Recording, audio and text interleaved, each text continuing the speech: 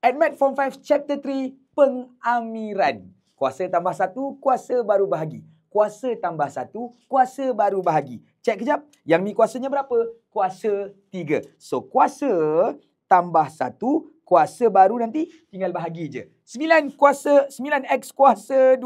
Kuasanya kuasa 2. So, kuasa tambah 1, kuasa baru nanti bahagikan je kat situ. Next. X ni ada kuasa tak? Ada. Dia kuasa 1 sebenarnya. So, macam biasa, kuasa ditambahkan dengan 1. Nanti kuasa baru tinggal bahagi sahaja. 3. Ada X tak?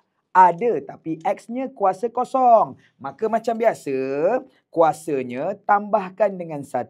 Kuasa baru nanti bahagi. Bukan bahagi kosong tau. Dia punya kuasa tu nanti. So, saya bulat je. Now, kawan-kawan sekalian, kita akan dapat berapa tu 4X kuasa 4. 3 tambah 1, 4. Bahagi balik dengan 4. Sebab kuasa baru bahagi. Yap. Tolakkan dengan 9X kuasa 3. Bahagikan dengan 3. Tambahkan dengan 12X kuasa 2. Bahagi 2. Dan 3. Tolak 3X kuasa 1 perkan dengan 1. Tapi kena ingat kalau dekat sana tak ada limit, awak kena tambahkan dengan C. Itu syarat dia tuan-tuan dan puan-puan sekalian. So now, benda yang boleh potong, awak potonglah. Potong, habis. Tinggal 1 saja. Potong tinggal 3. Potong tinggal 6. Potong, tak ada apa. So nanti jawapan akhir kita akan jadi X kuasa 4. Ditolakkan dengan 3X kuasa 3.